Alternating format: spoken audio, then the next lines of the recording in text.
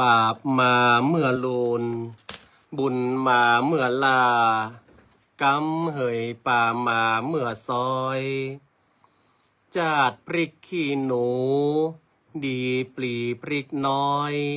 เกี่ยวแล้วหากฮอนตีลูนโบราณว่าไว้ตกก่อนเป็นขุนภัยตกเมื่อลูนได้เป็นขี้ข่ากะตำการสังยังบ่ได้นาจะไปฟังตุมลาขว้างละฮือแปลงใจนิ้มขันตีมานะก้อยอดอยู่สร้างทำไปเต็มว่าภัยบ่ฮูตัวเฮานั้นฮูอยู่แก่ใจผลที่ออกไปงามเหมือนหล่อเบางามเหมือนหล่อเบาเจริญปอนเจริญโชคเจริญชัยเจริญมั่งเจริญมีเจริญสรีสวัสดีกับตันสาธุชนคนดีFCรายการทุกท่านมาพระมาแล้วหนาญาติโยมศรัทธามาฟังพระครูวิโรจน์ชยาภรณ์ในค่ำคืนนี้อาตมาภาพได้นำรายการมาอูจากับศรัทธาญาติโยมตันสาธุชนกันแถมค่ำคืนหนึ่งก็ต้องขอฝากบุญเข้าสารประจำเดือนพฤษภาคมตอนนี้เข้าสารของต่างวัดนั้นก็ได้หมดลงแล้วเดือนหนึ่งก็จะใจ2 กระสอบเป็นข้าวสารเจ้าแบบหอมมะลิเพื่อที่จะถวายจังหันเช้าถวายภัตตาหารเพลพระสงฆ์สามเณรวัดโบสถ์น้ำดิบจำนวน17 รูปด้วยกันที่ได้จำพรรษาศึกษาเล่าเรียนดังนั้นในเดือนนี้ก็ขอประกาศบอกบุญศรัทธาญาติโยมได้เป็นเจ้าภาพเข้าสารเพื่อที่จะถวายเป็นจังหันเช้าเป็นภัตตาหารเพลแก่พระสงฆ์สามเณรจำนวน2 กระสอบท่านสามารถรับเป็นเจ้าภาพเข้าสารเป็นกระสอบใหญ่ข้าวเจ้าหอมมะลิกระสอบละ 2,500 บาทแจ้งความจำนงมาได้เนอะ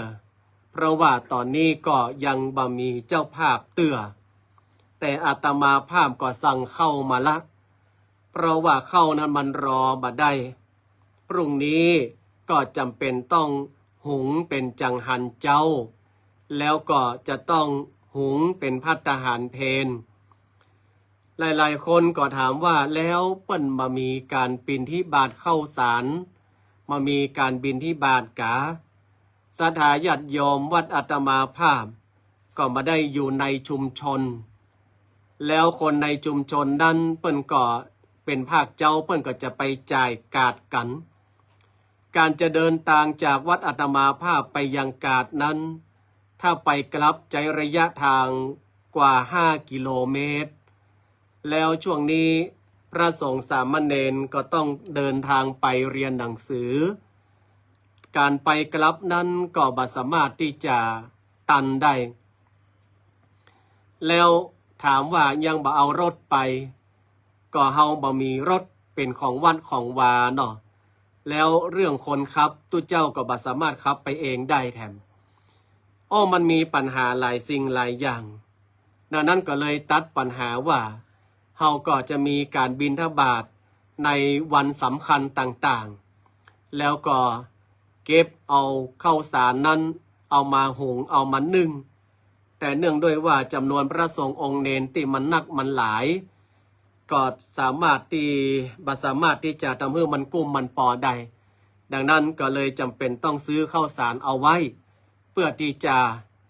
เอาไว้ถวายเป็นจังหันเช้าภัตตาหารเพลเพื่อกับพระสงฆ์สามเณรเป็นลำดับไปในแต่ละเดือนเนาะดังนั้นในเดือนนี้ข้าวสารหมดลงไปแล้วอาตมาภาพก็ได้สั่งมาละ มีเจ้าภาพบ่มีเจ้าภาพก็ต้องสั่งมา เพื่อที่จะเอามาถวายเนาะพระสงฆ์องค์สามเณรให้ได้ฉันมีกำลังในการไปเล่าเรียนศึกษาหาความรู้หาอาวุธประดับกายอันนี้ถ้าหากว่าใครมีจิตเจตนาจะร่วมก็ต้องขออนุโมทนาเนอะที่จะปวารณาเป็นเจ้าภาพข้าวสารเนาะกระสอบละ 2,500 บาทเป็นกระสอบใหญ่เป็นข้าวสาร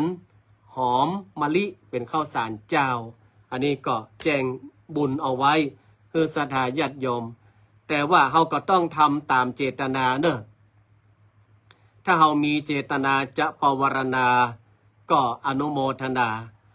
แต่บางคนเนี่ยโอ้ใครตาแต่ว่าสตังค์บ่กุ้มบ่ปอไปยืมหนี้ยืมสินเปิ้นมาอันนี้ก็บ่ต้องขนาดนั้นนะเอาเต่าที่เฮามีเต่าที่เฮาพอที่จะทำได้เนาะก็ต้องขออนุโมทนาตัวเองวันนี้อาตมาภาพนำรายการมาออกก่อนเวลาน้อยหนึ่งเพราะว่าค่ำคืนนี้อาตมาภาพก็จะส่งน้ำจำวัดเจ้าหน่อยพรุ่งนี้เจ้าเวลา6 โมงเช้าก็จะออกเดินทางไปพบหมอที่ศูนย์ OPD คลินิกนอกเวลาของศูนย์4 พัดเปิ้นให้อาตมาภาพไปถึงในเวลา8 โมงเพื่อที่จะได้ไปรับคิว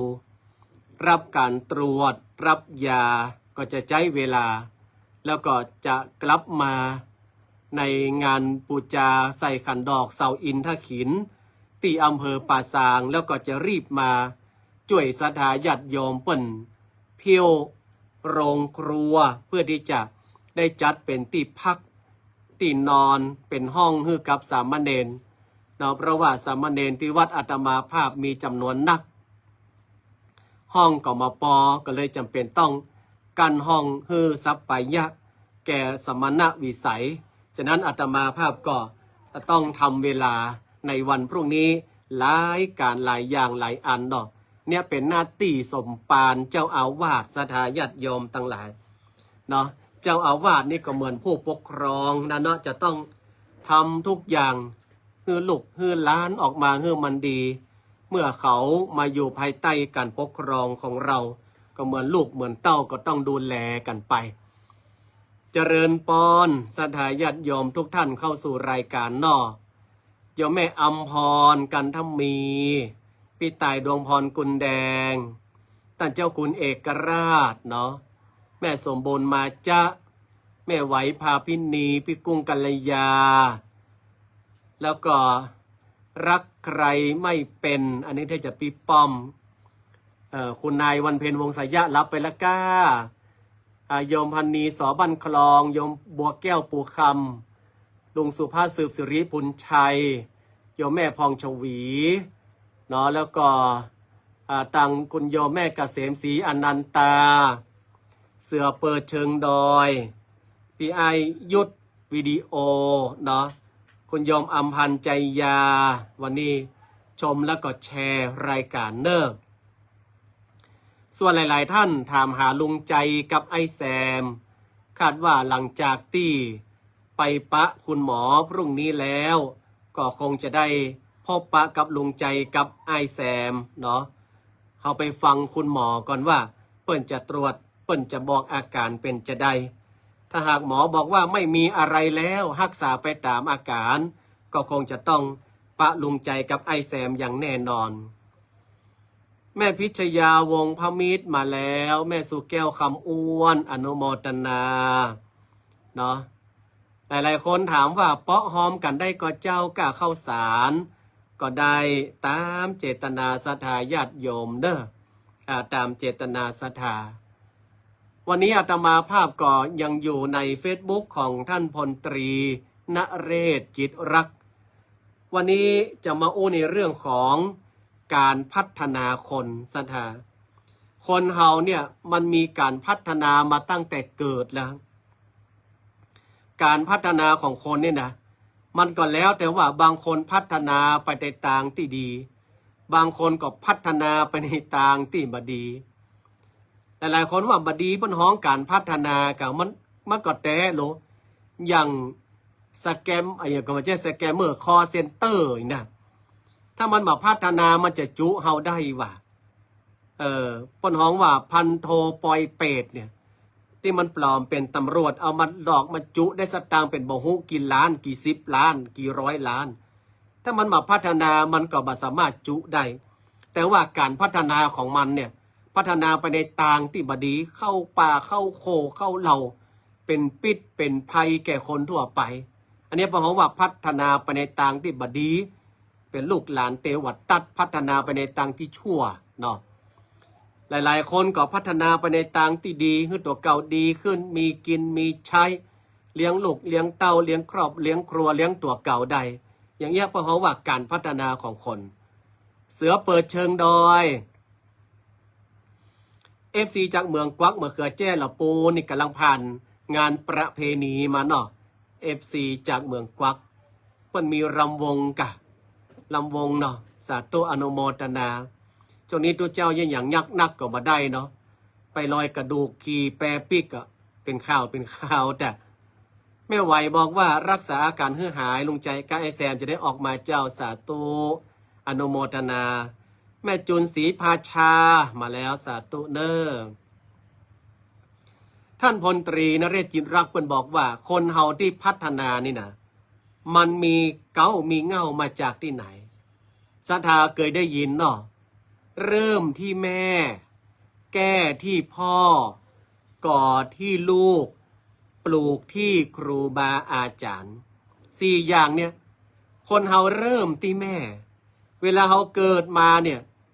แม่จะอยู่กับลูกนักที่สุดตั้งแต่อยู่เดือนฮือน้ำมุกน้ำนมจนกระทั่งว่าสอนลูกพ่อจะเป็นฝ่ายออกไปเสาะว่าหากินแม่จะอยู่กับลูกวันค่ำคืนหุ่งอ่ะฉะนั้นแม่จะเป็นคนสอนนั้นสอนนี้สอนสอนจ๋าสอนครับสอนผมสอนจะแม่สอนทั้งนั้นอันนั้นอันนี้เป็นจะอั้นจะอีเนี่ยเพราะว่าเริ่มที่แม่ลูกก็เรียนรู้เริ่มจากที่แม่พอได้ความรู้ความแก้ที่พ่ออันใดที่มันบัดถูกบัดต้องบัดกวนนี่พ่อก็จะเป็นคนสอนอันนั้นบัดได้อันนี้บัดดี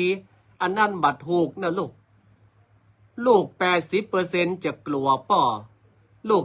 20% จะกลัวแม่เนี่ยจะได้ว่าลูก 80% กลัวพ่อเพราะว่าอย่างมีเวลาอยู่กับแม่นักแม่ถึงใจดีแต่ว่าพ่อนี่เวลาเปิ้นอิดเปิ้นหิวมาบางทีลูกเตียวไปทางขั้นใดอย่างพ่อจะเอ็กใส่จะไปทางนั้นมันจะตกเสียงมันดังลูกก็ได้สะดุ้งงาให้แล้วหล่นไปหาไผหล่นไปหาแม่ป่นเนี่ยลูก 80% นะฉะนั้นพ่อจะมีประวัติตัวแป้แม่จะเป็นคนเอาใจพ่อจะเป็นคนที่ว่าห้ามมันจะเคิ่งกันก็เตือแม่เอาละไว้หันนี่ลูกจะไปตาวของกินป่อมันเดือดแล้วลูกสะดุ้งแล้วเนี่ยอันนี้ก็เพราะว่าแก้ที่ป่อจะเป็นคนที่ปรับเป็นคนที่แก้ให้มันดีเหมือนกับว่าแม่เนี่ยก่อร่างสร้างตัวปั้นขึ้นมาเสร็จแล้วก็ป่อก็มาช่วยแต่งช่วยแต้มให้มันงามขึ้นอีเนาะยังแม่ไหวบอกว่าคือเติงหา2 เท่าบนฝากฟ้าเนาะปั้นอยู่ในใจเสมอหรอเทวดา2 เท่าเฮานี่นะก็คือเทวดาป่อเทวดาแม่เนี่ยแล้วมากอดที่ลูกก็คนเฮาเนี่ยเมื่อเริ่มที่แม่แก้ที่ป่อแล้วมันจะมากอดที่ลูกดีก็เป็นสีแก่พ่อแม่ลูกแย่พ่อแม่ก็เศร้าใจลูกจะแย่ปานใดพ่อแม่เพื่อก็ยังฮักอยู่นะเพื่อก็พยายามตุติตุมติมเนาะก็เลยบอกว่าแม้ว่าลูกจะอายุเท่าใดก็ตามก็ยังเป็นละอ่อนในสายตาพ่อในสายตาแม่แต่เหรอท่านใดที่มีลูกมีเต้าอายุแม่สมบูรณ์มาจะเนี่ยไม่เลี้ยงไม่หลวงถึงแม้ว่าลูกหลานเขาจะใหญ่แล้วแต่เขาก็ยังพอเขาเป็นละอ่อนอยู่ด้วยจากอย่างคำถามเวลาปะลูกถามแล้วเป็นได้พ่อง กินข้าวล่ะจะไปแยะอันนั้นเนอะจะไปทั้งนั้นนะเหมือนกับว่าเขาเป็นละอ่อนเหมือนกำลังจะหูความเนี่ยแต่เขาก็ใหญ่ละ30 40 50ก็ตามเขาก็จะถามอย่างเนี้ย เขาจะถามอย่างเนี้ยแล้วลูกที่โดนพ่อโดนแม่ในการอบรมบ่มนิสัยมาคืออยู่ในรูปอยู่ในกรอบอยู่ในร่องอยู่ในรอยสถาญาติโยมทั้งหลายมันก็จะไปถึงปลูกที่ครูบาอาจารย์เอาไปฝากครูบาอาจารย์ช่วยแต่งช่วยแต้มช่วยริศนาเต็มกำคือมันงามแต่เนาะครูบาอาจารย์นี่เพื่อก็จะเนียบผ่องสมัยก่อนนี่เพื่อจะมีลูกครูคนไหนที่เฮากลัวเพื่อนนี่นะแสดงว่าครูคนนั้นเนียบครูคนใดที่เฮาจำเหลือเปิ้นแสดงว่าครูคนนั้นสวกมันจึงมีป.1 ครูอันนั้นป.2 ครูอันนี้ป.3 ป.4 แม้จะเข้ามัธยมจดแผ่วมหาลัยปุ่นครูเนี่ยก็เลยบอกว่าเป็นผู้ที่คอยตกแต่งกิ่งคือต้นไม้เนี่ยมันสวยสดงดงามก็คือตัวของลูกศิษย์ลูกหาเนี่ยพ่อแม่เป็นคนเอาดินเอาปุ๋ยใส่ครูเป็นคนตกแต่งกิ่งบ่ฮือมันออกนอกรูปนอกรอยออกนอกกรอบล้ำไปสุดท้ายจึงเกิดการพัฒนาถ้าหากว่าเฮามาได้มีพ่อมีแม่หรือว่ามีครูบาอาจารย์ที่ช่วยอบรมพร่ำสอนเนี่ยมันก็จะกลายว่าบางทีบางครั้งชีวิตเขาจะหันเหไปตั้งใดก็บ่ฮู้ชีวิตเขาจะโดนจุโดนหลอกโดนไล่ไปตั้งใดแหมก็บ่ฮู้ไปนักสถาญาติโยมบางทีก็จุไปในทางที่บดีไปเป็นเครื่องไม้เครื่องมือเขาไปในสิ่งที่มันบดีไปจี้ไปปล้นเขาไปในสิ่งที่มันบดีบางามแล้วสุดท้ายก็จะกลายเป็นคนบดีในสังคมจะกลายเป็นอาชญากรในสังคมเพราะว่าการปลูกการแก้การคัดการเกลานั้นมันบ่ได้ดีเท่าที่ควรแต่บางคนมันก็แปลกนะพ่อแม่ดีศรัทธาญาติโยมทั้งหลายอ้อมป้ออ้อมปล่อยด้วยความว่าอ้อมป้ออ้อมปล่อยดีล้ำเนี่ยกลายเป็นพ่อแม่รังแกฉันทั้งหมดอันใดก็ป้องลูกตัวเก่าอันใดก็ป้องเอาไว้เนี่ยอันใดก็ตุยใจอันใดก็ตามใจหมดเลยทำให้ลูกให้หลานออกมากลายเป็นอะไรยังกลายเป็นลูกเทวดาพ่อแม่ว่ายังบัดได้อะลูกเอ้ยจะไปเมินนะลูกจะไปเด็กนะลูกบิดหน้าใส่อีพ่อจะไปปากอีแม่จะไปอู้ลูกหูกะใหญ่มาจนเท่าใดเท่าดีละปากอยู่ห้านะย่อยเหี้ยเบิ้งมามีไผใครอยู่ตัวน่ะโอ้ยอีพ่ออีแม่ก็บอกก็กล่าวเพื่อความเป็นห่วงมาห่วงมาใยมาอย่างสักอย่างอะจะปิกเท่าใดก็จ้างเจ้าหยังจะจ้างผมหยังอีกโอ้พ่อแม่อาบน้ำอุ่นมาก่อนลูกพ่อแม่หูกะน้ำอุ่นน้ำเย็นน้ำกัดน้ำหอนน้ำไหมสักอย่างอะแต่แรกก็เป็นเจ้าเป็นผมกะอู้เข้ากลายเป็นคิงเป็นฮาใส่พ่อใส่แม่ไปเห็นแล้วเนี่ยเลี้ยงลูกดีล้ำกลายเป็นลูกเทวดาฉะนั้นมันก็ต้องมีการคัดใจเนี่ยพ่อรักวัวก็ให้ผูกรักลูกก็ให้ตีรักวัวรักลูกเพื่อให้ลูกให้วัวนั้นกลายเป็นสิ่งที่ดีๆมันก็ต้องตีก็ต้องผูกมันจะตัวใจไปเหี้ยไปตกไปเสียบางคนละอ่อนตื่นเป็ดป่น8 โมง 9 โมง 10 โมงเตียงใบมงมาห้องเขาฮะเอ็นดูเขาเอ็นดูอย่างแต่ที่จะห้องมาช่วยกันเอาตะก้อนนี่มาได้ลูกเด้อ8 โมง 9 โมงนี่นะเจ้ามานี่ไปแล้วอีแม่ห้องไปกาดตัวแล้วเจ้ามานี่อีแม่ห้องลูกนึ่งเข้าแล้วเจ้ามาอีแม่ห้องลูกแล้วอีแม่จะไปการแล้วเด้อนึ่งเข้าเป่าไฟเด้อ เนี่ยคนแต่ก่อนเพื่อก็เลยติดนิสัยขยันแม่นก็ครับหลวงพ่อท่านพระครูสถิตธุราธรท่านอาจารย์สมมิตร วัดจำบอนดอนแก้วคนบักเก่านี่เปิ้นมาจิขี้ค้านน่ะโอ้เปิ้นตื่นเจ้าเปิ้นหมั่นตีนหมั่นมือแต่ว่าบัดเดียวเนี่ยมันโตยใจล้ำไปเมื่อโตยใจล้ำเอาแล้วเอาเข้าเนี่ยอย่างมาจ้างแล้วเนี่ยอย่างมาจ้างก็เอาตัวมารอดเฮียนจบแต่มาเลยเป็นกรรมที่ว่าความรู้ท่วมหัวเอาตัวไม่รอดได้ประกาศแล้วดังนี้ดังนั้นการพัฒนาจึงเป็นสิ่งที่สำคัญเริ่มที่แม่เป็นคนคอยบอกคอยกล่าวแกตีป่ออันใดดีบดีป่อเป็นคนบอกก็ตีลูกสอนมาตั้งแต่เล็กแต่น้อยฮื้อจักบุญฮื้อจักกุลปลูกที่ครูบาอาจารย์ริศนาแต่งแต้มเพิ่มเติมเสริมเพื่อมันสวยมันงามสมบูรณ์พร้อมแล้วการพัฒนาของคนมันก็จะเกิดขึ้นแต่มันก็จะมีแถมประเภทหนึ่งก็คือว่ามันบักขึ้นสร้างถ้าเป็นบอกไฟนี่นะจิมันก็จะหิแตกจิมันก็จะหิปุดมันตึงบักขึ้นชัดมันตึงบักขึ้นชัดเนี่ยสักอย่างอ่ะ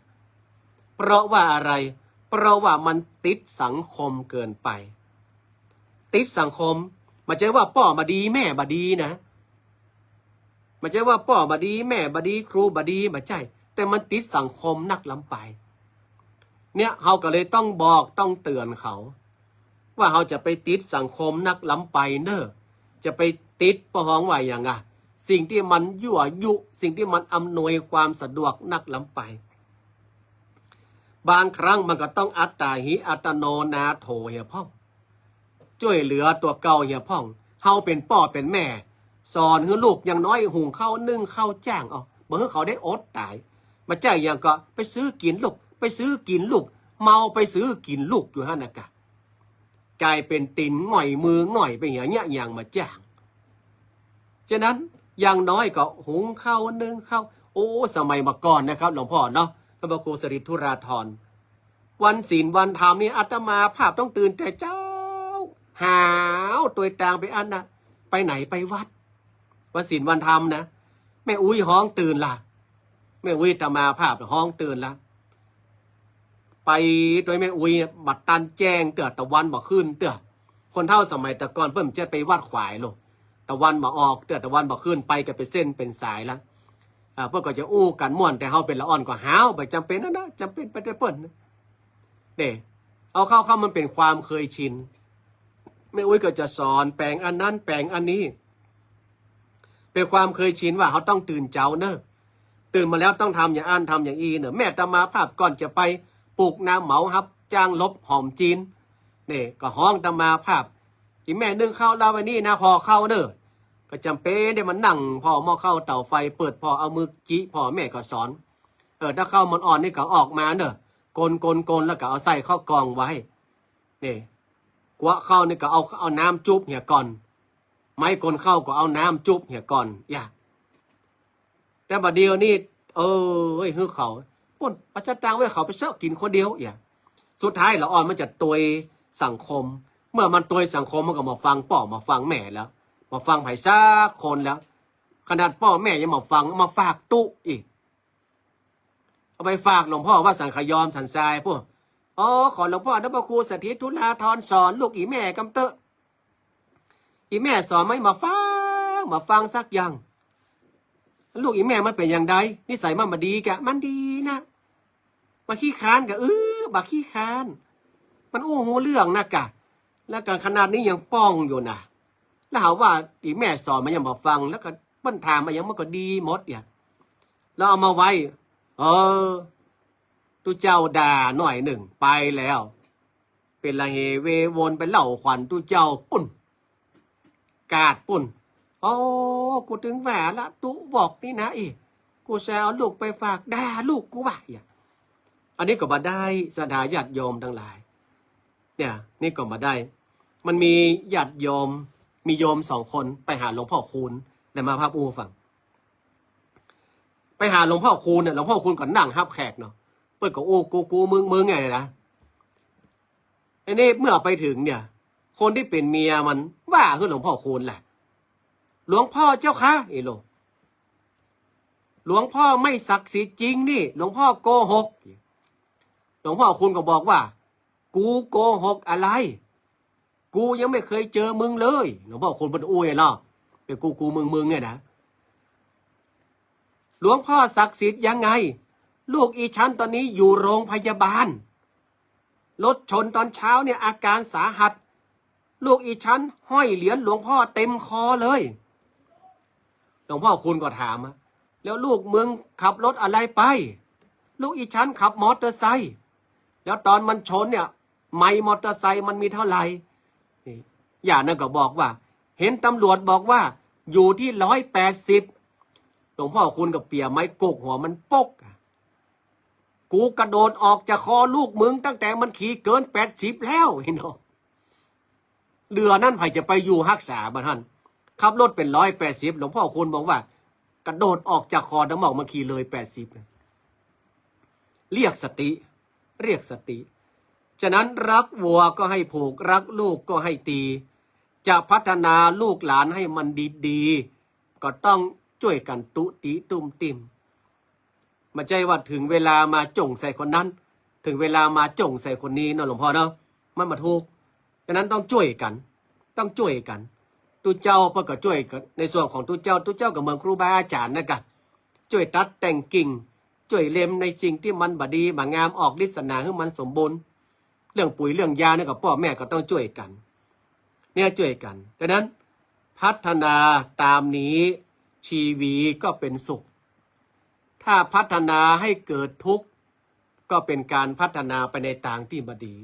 อันนี้ก็ฝากศรัทธาเอาไว้เนาะหลวงพ่อท่านพระครูสถิตุราธรบอกว่าแม่นแล้วเห็นด้วยเหรอ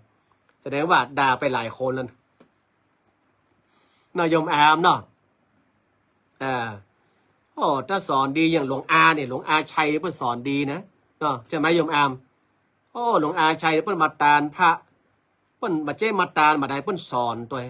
อาตมาภาพนี่ก็จำคำสอนหลวงอาชัยเนี่ยโอ้เอามาประพฤติปฏิบัติเนี่ยคนเฮาเนี่ยหลวงอาชัยเนี่ยอันใดมาทูลหลวงอาชัยเพิ่นจะว่าเลยนะใช่ไหมโยมอามนี่โดนเดือดไหลเตือละเหงื่อไหลใครย้อยนะโยมอามเนี่ยโดนหลวงอาชัยเดือดหลวงอาเนาะอันเนี้ยพระหวัดเป็นการสอนที่ถูกต้องเป็นการพัฒนาในทางที่ดีขึ้นก็ฝากศรัทธาญาติโยมท่านทั้งหลายกันเอาไว้เนาะจะไปลืมเด้ออาตมาภาพก็ฝากบุญข้าวสารเอาไว้ศรัทธาญาติโยมทั้งหลายก็ช่วยกันคนเล็กคนน้อยเนาะในการถวายข้าวสารประจำเดือน2 กระสอบแต่ก็เอาตามเจตนาตามกรรมปวารณาเนอะสำหรับวันนี้อาตมาภาพก็จะขอนำรายการจากลากันไปก่อนเนาะเพราะว่ามาก่อนเวลาอาตมาภาพมา20:40เนาะตอนนี้ก็2 ทุ่มแล้ว40ถึง50 50ถึง60ก็20 นาที